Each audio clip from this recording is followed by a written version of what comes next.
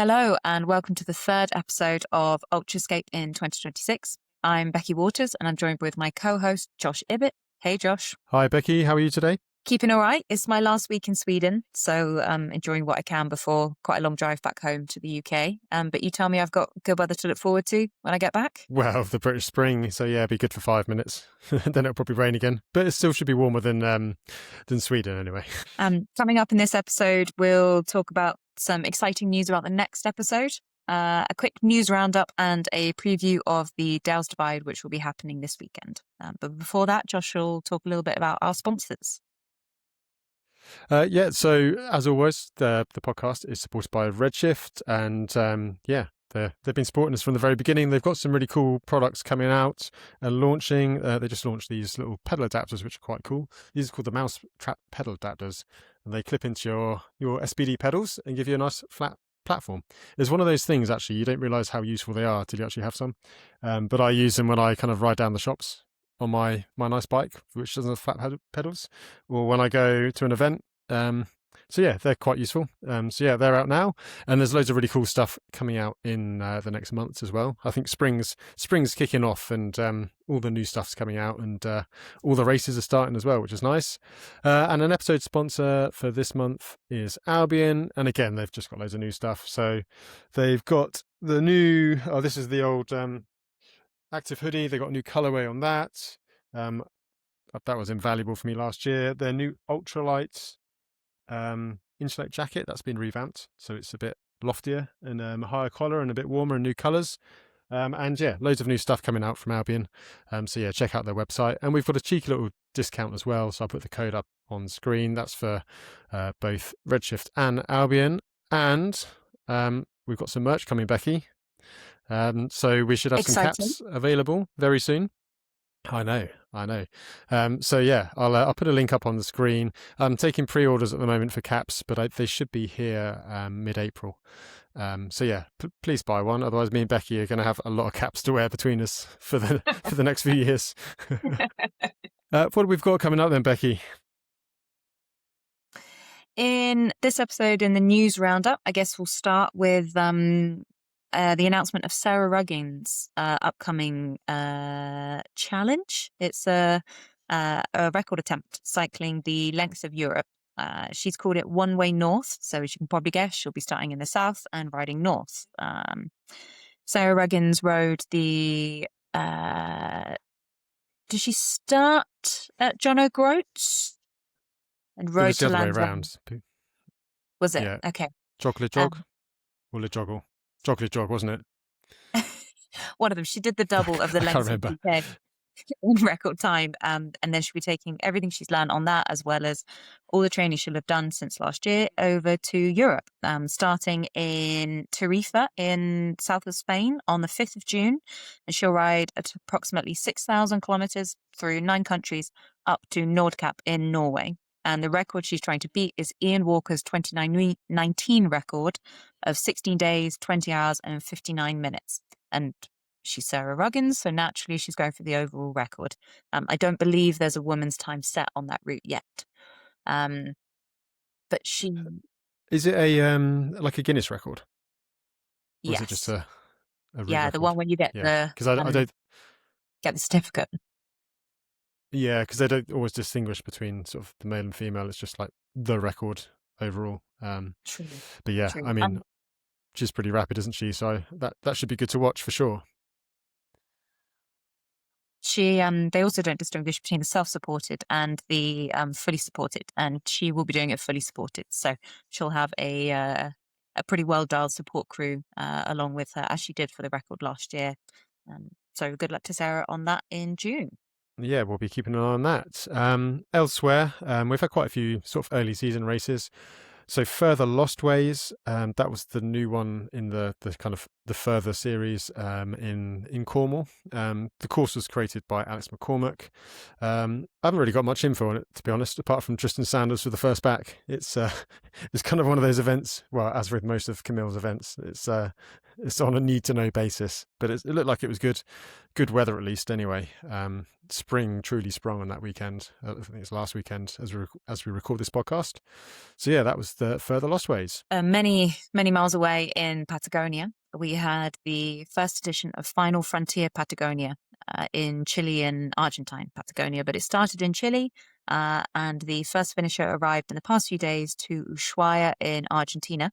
After that was Damien Penard, the French rider. After 2,900 kilometers, he arrived with a flat tire and a smile. Behind him, David Arthur arrived pretty soon, and he was someone you talked about a bit on the last episode, I believe, Josh. Yeah, so David runs like a YouTube channel. It's called Just Ride Bikes. So yeah, he basically reviews bikes, and he's been a journalist for a long time, as long as I've been riding.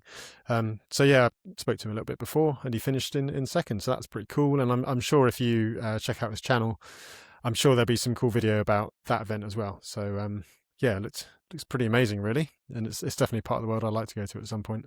It's well, one thing it's known for is its wind, and the riders were not spared a good traditional Patagonian wind, especially on the Argentine Pampa. It's pan flat, really, so there's not really anywhere to hide. So I think a lot of riders were slowed down there, and there was also quite a lot of rain, which turned some of the gravel roads into some peanut butter mud.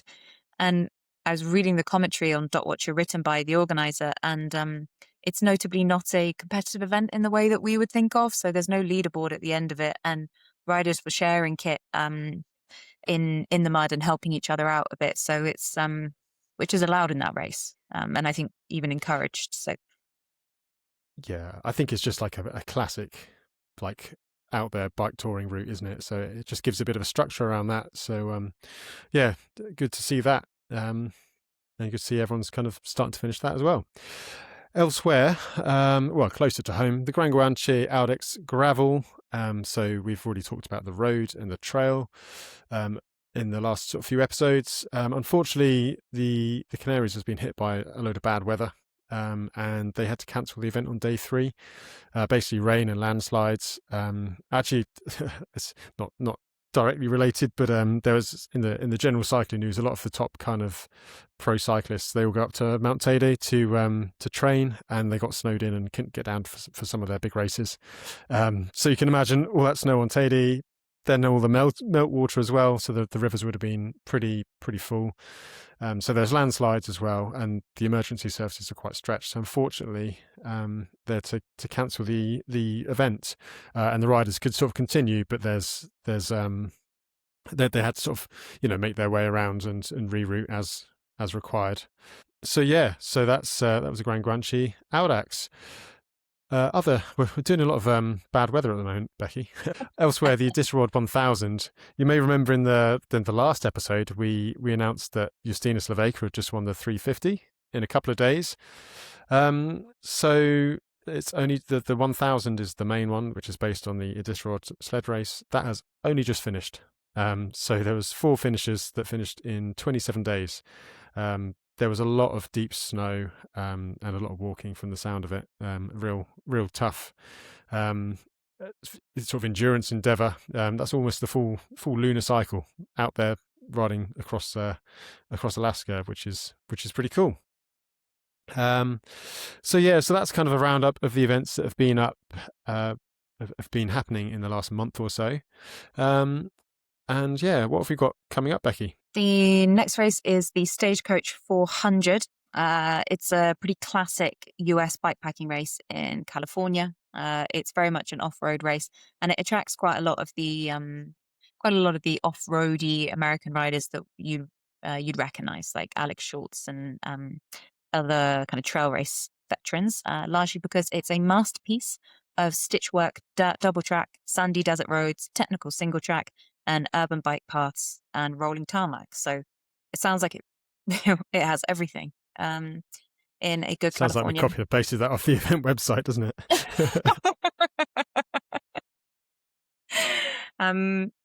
Which is exactly what I've done. But it starts on the 3rd of April. So yeah, keep an eye out for that. We've not seen a start list just yet. But yeah, sounds like a good event to go and do sometime. Closer to home back in Spain, and Desdes Bikers. It's it's getting a bit of a cult following, really, and been a bit of a testing ground for sort of a lot of the top riders for later in the year. Last year it was won by Victor Bazzoni, who then went on to win the Tracker 560 and, of course, the Transcontinental race and Atlas Mountain race earlier this year. So it starts on the 18th of, I think it's April. Is it April or March? April, I think it is. So it starts in Pays Basque, so the north of Spain, finishes down in Andalusia. And there's checkpoints along the route, but they've not been announced just yet. But that's going to be happening before we record our next podcast. And another event, which is going to be happening just about when we record the next podcast, we'll come on to that in a minute, though, because we've got something pretty cool for the next podcast.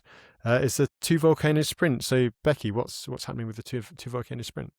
Yeah, people might be surprised to hear us talking about this race this time of year. It's traditionally been an October or at least an autumn race, and I always regarded it as one of the season closers. But this year, Juliana's moved it to April 26th. Not much else has changed, though. So it's a traditional Two Volcanoes Sprint as we know it, starting in Naples to finishing in Nicolosi at the foot of Mount Etna. So it starts at Mount Vesuvius near Naples, and it goes volcano to volcano. It'll be a fixed route, which is a slight change. The last edition was a free route, which was unusual for Two Volcano Sprint, but this year's much more traditional and passes through what most of us know as the heart of Two Volcano Sprint, including the Christ the Redeemer statue, which is pretty iconic for anyone who's followed the race, and the Paestum temples, which also you'd have seen a few photos of. Two Volcano Sprint has quite a cult following. Juliana's really built a lot of repeat business from riders, so there's a lot of familiar names, including Anatole Naimi, Bruno Vicht, Gregor Towers, Adam Bialek, as well as a couple of others like Neil Copeland, and I believe his wife Laura are in a pair, so they're probably some of the names that most British dot watchers will recognise. But it's one of the things, I went to Two Volcano Sprint and followed it a couple of years ago, and one of the most notable things was just how good the food is. Nobody ate badly on Two Volcano Sprint. That's usually the case in Italy, isn't it? And that's why a lot of people like doing Italy Divide as well. That's the classic one where you just have amazing resupply all the time.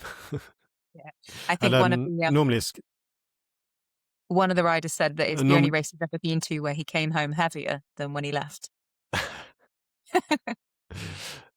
Yeah, and normally the weather can be a bit unpredictable in the usual spot, so hopefully it'll be a bit nicer having it in April rather than at the end of the year. So elsewhere, we've got the unknown race as well, which we don't know much about. I guess the clue's in the name there. But this year it starts in Reus in Spain. So last year it was in Tuscany, and again the weather was absolutely terrible, wasn't it? If you remember the podcast there. So yeah, it starts in Spain. The 31st of March. There's an unknown number of checkpoints or CPs.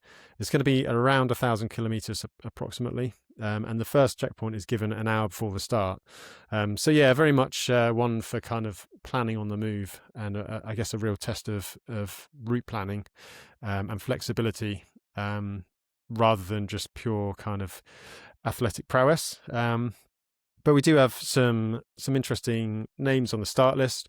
I guess the highlight is Christoph Strasser, and I'm assuming he's going for TCR again in the summer, but he tends to have used the unknown race as a first prep race. So yeah, it'd be good to see how he gets on. A favourite of ours, Robert Muller. He's always doing all sorts of races. He just lives on his bike, basically. So one minute he'll be doing something like the unknown race or ultra races, and then the next minute he'll be doing like a stage race in Asia or the Caribbean, and he never seems to stop. So yeah, looking forward to seeing how Robert gets on. In the women's side of things, Sarah Bosselet, she was 5th a woman at TCR last year, so she's one to keep an eye on. And then Mark Schmidt, maybe not the most well-known name in the grand scheme of things. However, he's been a bit of a regular at the further events, and he always does it on his tandem. Not his tandem, his Brompton. So he's finished like further Pyrenees on his Brompton.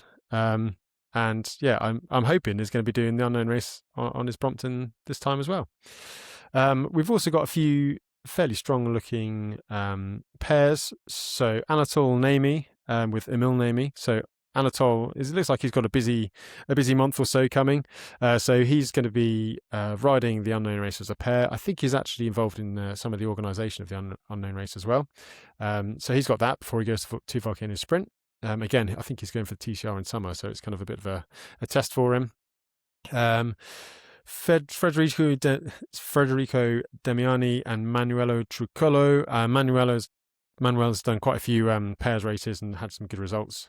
So yeah, keep an eye on those. And then Masha Walling and Sebastian Golish. Masha's again had some top sort of results in the women's side of things. Things like the Atlas Mountain Race, Hellenic. So yeah, super strong. And I do actually wonder if this event is one that maybe favours pairs a little bit more, because you've got a bit more kind of brain power behind the decision making. Because obviously you need to spend a lot of time planning. You've got more decisions to make and therefore more chances to disagree.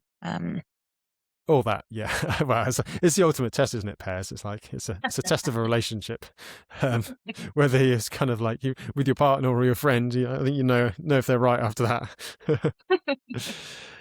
So yeah, there's quite a few races happening, and we are going to talk about the Dales Divide in a second, but we've got some kind of an event of our own, haven't we, Becky? Where's the next podcast going to be from? The next podcast we'll record from Bespoke, which is it's an event that's happened around the UK, and they've had a couple of abroad events over the past few years as well. But it's I always think of it as some slightly more niche, one for the bike nerds a bit more, Josh. It is, yeah. So Bespoke is the hand-built bike show. So we're going to be hosting the stage there. There's going to be talks throughout the weekend. So some of them are going to be kind of about from frame builders and about sort of bike building and the bike industry as a whole. And then there's going to be a few more that are going to be more sort of bikepacking related as well. So we're going to be hosting the stage between us over the weekend. And yeah, we're hoping we can record some of the chats on stage and have them in the next podcast as well. So yeah, look forward to seeing everyone. I think we're probably going to be recording on the Sunday of the event. So it's the 24th to the 26th. The 24th on the Friday is the industry day in the morning, and then it's kind of open to the public in the afternoon and the evening. And then the 25th, Saturday the 25th and 26th of April is the main show. So yeah, we'll be hosting the stage on the 25th and the 26th, and that's in Peckham in London. So yeah, it's a great event. I've been to quite a lot of them. There's one in Dresden. They've actually got one in Japan this year as well. Maybe they need someone to host a stage in Japan, Becky. So yeah, so we look forward to seeing some of you out there. And yeah, it should be good. So God knows what the next podcast is going to be like. We haven't actually figured out how to record live, but we'll cross that bridge when we get to it. There's a lot of logistics involved, largely with us staying sober and not being too hungover for the record on Sunday. Well, yeah, that's the problem, because the Saturday party is actually quite good. The one in Dresden was, yeah, well, let's just say techno clubs get involved for the after party in Dresden. Hopefully a bit more tame in London. At least it'd be more expensive in London, so you won't be able to go drink too many drinks. So yeah, so that's our exciting news.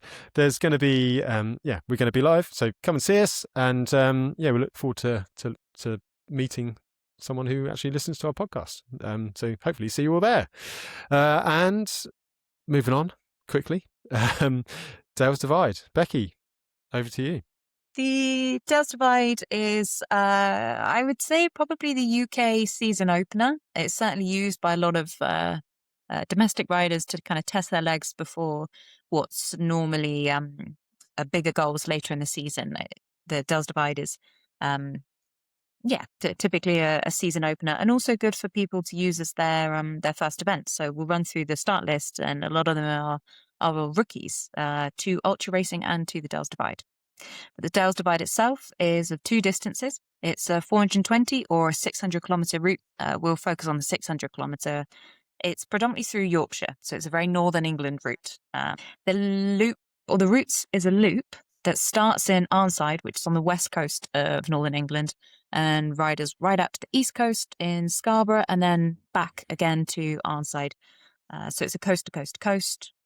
It's a mixed terrain type route. It follows bridleways, roads, some single track, a couple of bits of double track, tarmac, and everything in between, a lot of which is up on quite exposed moorland in the UK across the Yorkshire Dales or the North York Moors. So you get all sorts of weather systems up there. And like many You've off-road ridden it, haven't races, you, Becky?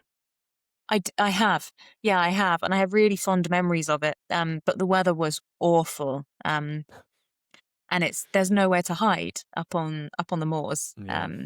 And regardless of which direction the weather's coming from, you'll get wet and cold. But there is as you come off the North York Moors for the last time, I think you may be 50 kilometers from the finish, and it's a really slow 50k. Don't think like I did that it's about 3-4 hours of riding. It's not. And just Yeah. as you come down a long tarmac descent, what I remember was a shed full of freshly sheared sheep's wool. And I made the mistake of just having a lie down here on one of the bags.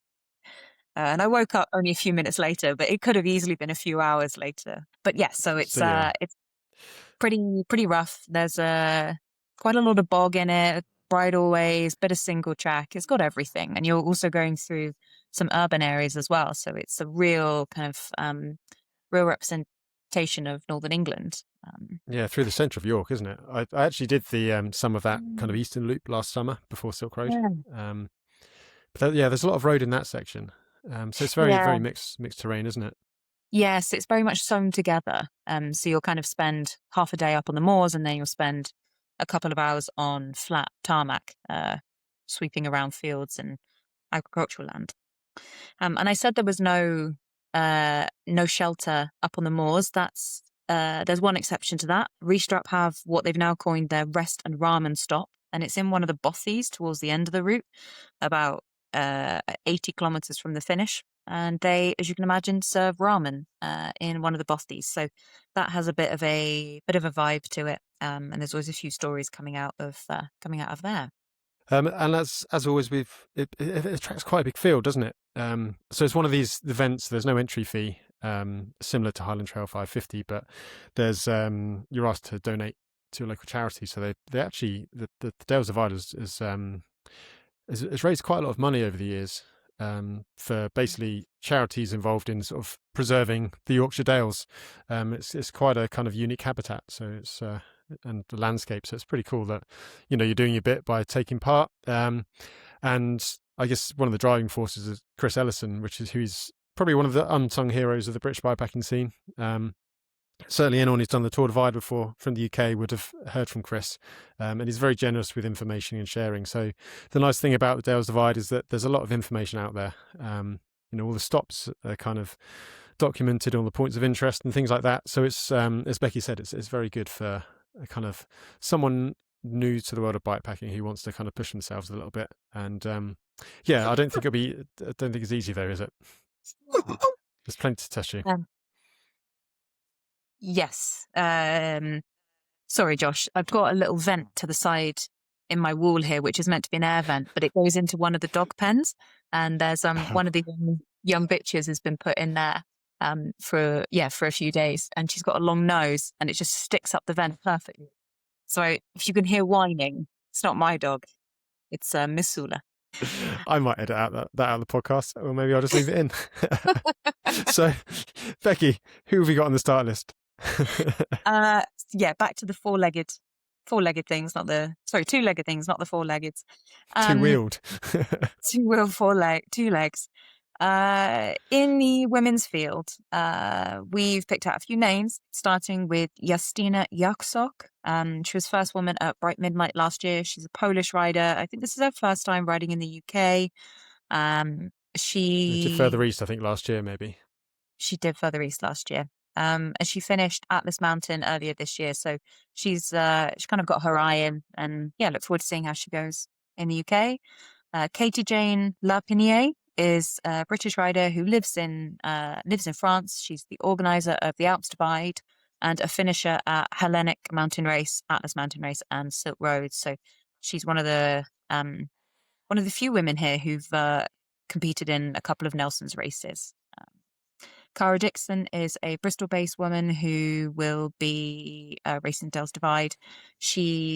Her most notable result was 7th overall at Badlands in 2024. That put her first woman. So she's quick. Cara's really quick. But we'll see how she goes in a slightly more off-roady type event. Jade Simpson Field is a name that anyone who's watched the Dales Divide or Highland Trail before will recognise. She's a Northern England woman. She's often overlooked as she doesn't, I hope she doesn't mind me saying, she doesn't finish that high in the rankings, but she almost always finishes. She's one of the most consistent Palmares I've seen, and she's finished almost all of the big off-road races outside of North America, including Alps Divide, Silk Road, Highland Trail, Atlas Mountain. So, and given she lives in the north, the Dales Divide won't be too intimidating for her. So, look, she'll be someone who's very likely to finish. Kerry McPhee is she's won the Highland Trail. She's a Scottish rider who's raced predominantly on mountain bikes. She's won events like Strathpuffer. So to Kerry, it really doesn't matter how hard the trail is or how bad the weather is. I suspect she's seen it all before. So we'll see how she goes. Leanne Bentley is another British rider. Like Katie, she's finished a lot of Nelson's races, including Hellenic, Silk Road, Atlas Mountain, and the Alps Divide since 2023. But this is actually her first time back at Dales Divide since 2022. So I'm suspecting she has unfinished business here. Again, she's very consistent as well, isn't she, Leanne, at these big races? Yeah. We've put out a few rookie names, a couple of London-based women, Megan Barclay, Ruby Beardsaw, and Zoe McIntosh. I think all of them have more experience on gravel and road riding, but they'll be racing the Dales Divide. Megan and Ruby will also be doing the Highland Trail this year, so I think they're using the Dales Divide as a bit of a warm-up, leg tester, kit tester type event, and given the timing, it works very well for that. Ruby especially, I've been tipped off that she's extremely quick, so we'll see if she can apply that to multi-day bikepacking events. And the wildcard name that Chris actually pointed out to us is Ruth Assel. I don't suspect many listeners will know her name. She's a triathlete, and she's won Ironman Mallorca and South Africa. So again, she's probably one of the fastest riders here, but how she'll fare off-road in a remote environment, we have no idea. And it's one of the interesting things, seeing somebody come from a different discipline into off-road bikepacking. Yeah, it's an interesting event as well. It's brought in it brings in all sorts, doesn't it? For people who are riding all the big kind of ultra races to more of the gravel races to even triathletes. So it's good. It's a real grassroots event, and the men's sort of side of things as well is pretty deep in terms of names that could be doing well. So I guess Dickie Ibbett, he won the UK Triple Crown last year, including the Highland Trail 550, and he was also second behind Angus Young. I think Angus set the record last year. He was only a couple of hours behind, so that was a very quick ride from Dickie last year. He's got to be right up there. Carl Hops, again, a name that's familiar to many people that are kind of following the UK bikepacking scene. He's finished in the top 10 3 times at Dales Divide. He's been fourth at the Highland Trail 550 in 2023. Beat me there, actually. Just a proper diesel engine. It just keeps going. So, it'd be good to catch up with Carl. Colin McKenzie, he was 11th at the Tracker 560 last year. So, again, Tracker 560 is a little bit shorter and probably a little bit smoother in terms of the gravel. But that was a pretty stacked field. I was out there last year. I think I was 15th. So, so definitely a name to watch. Adam Palin. So he's been 10th at Dales Divide before. But since then, he's kind of been 5th at the Silk Road Mountain race, 3rd at the Trans-Balkan race. Real sort of fast rider. And another couple of names that are very familiar to those who follow the UK scene. So Rich and James Rothwell, father and son duo. I've been riding with Rich for over 20 years, which is worrying at this point. They've completed the Highland Trail 550 and the Arizona Trail race together. So James, I think he must be 14 now. So he'll be taking on the Dales Divide with his dad, and I suspect at some point very soon the tipping point's going to come where Rich starts getting his head kicked in by James, because he's a big lad now, and he's really good on a mountain bike as well. Elsewhere, Ollie Hayward, second in the 2021 GB Duro, and he's won All Points North before. George Sales, he was fourth at the Alps Divide last September. Jesse Yates, so he's ridden Dales Divide before, and he's a fast gravel racer, so he's done things like the Tracker 360, Unbound XL, top finishes at kind of quite a lot of the UK gravel events, and he was first pair and second overall across Andes last year with Alex McCormack. So again, another name to keep an eye on. Who else have we got? Dan Clark, probably a name that not many people would have heard of, but he's I know him quite well. I worked at Hunt with him for a long time. London Cyclocross League champion. But he's also won things like the Sussex Mystery Tour. So this will be the longest event he's done. But again, fast rider. And quite often at these events, you know, it is kind of like the toe in the water event. So riders such as Dan, who are obviously very fast, you know, just seeing how they get on and see if they like this world of ultra. Another fast gravel racer is Lee Andrews. Again, similar to Jesse Yates, he's done quite a lot of the bigger gravel races, but not necessarily transferred over into the ultra stuff. So it'd be interesting to see how he goes. Donnie Campbell, actually, this is another rider that Chris Ellison pointed out to us. So he is a world-class ultra runner and holds the current Ben Nevis FKT, which is quite good. He's ridden things like the French Divide as well. So yeah, again, you never know quite how the fitness sort of transfers over, but he should be up there. And we need to put in Alan Goldsmith, a favourite of the UK cycling scene. So Alan is the man behind the Highland Trail 550, often does a Dales Divide as a season warm-up. So yeah, it'd be nice to see Alan. And one name I've kind of left till last, someone who's won gold medals at the Olympics in both 2012 and 2016. So Alistair Brownlee. So he's retired from triathlon and he's been doing a number of different sort of cycling events over the last few years. So he's done Badlands, and he's done quite a lot of the UK gravel events as well. But he's entered Dales Divide. So yeah, that'd be really cool to see how he gets on. Obviously, an incredible athlete, and again, see how that translates into this kind of bikepacking scenario. So yeah, both the men's and the women's side of things are looking pretty stacked, really. So yeah, it's going to be good to be part of that. Oh, I'm going as well. I've got to say that. I was going to say, the last name on this list is you, Josh. Yeah. So I'm going to the Dales Divide as well. So Chris has been badgering me for a number of years. So I'm going to the Dales Divide. So we'll see how fast I go. The main motivation is I need to be back for Sunday lunch. Otherwise I'll get in trouble with Mum. So I've got to try and finish Saturday night at some point and get some sleep and drive home. It's Easter weekend, isn't it? So everyone starts on Friday. It is. So it starts on Good Friday, which is the traditional start time. So yeah, that should be good. And I'm looking forward to going and, you know, doing the event and catching up with a load of people.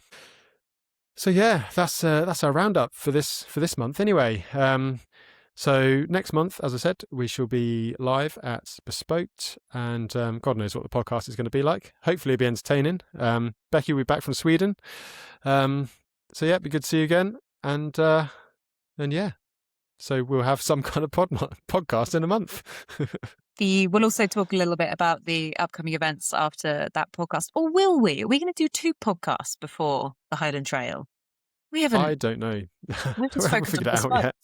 No. Well, let's see how the live stuff goes first, and if we totally cock it up, then it might not be live. It might just be a normal podcast. But there's plenty of events coming up, like the Highland Trail 550, Tracker 560, Italy Divide, and normally around this time of year or that time of year, we start doing the pods a bit more regularly, as there's so much to talk about. So yeah, watch this space, and yeah, see you in the next podcast. So thanks as always, Becky. Enjoy your drive home from Sweden. Thanks, Josh. Looking forward to Peckham. It's the only time I'll ever feel cool is being in Peckham. So I think like I'm going to Peckham. I don't think I'll be cool. There's a lot of very cool people at Bespoke, but we'll be there anyway, doing our bit. So thanks everyone for listening, and yeah, hopefully see you at Bespoke, and if not, we'll look forward to you hearing what went on in the next podcast. So see you then. Thanks, Josh. Keep training. Good luck at the Dales Divide. Cheers. Bye.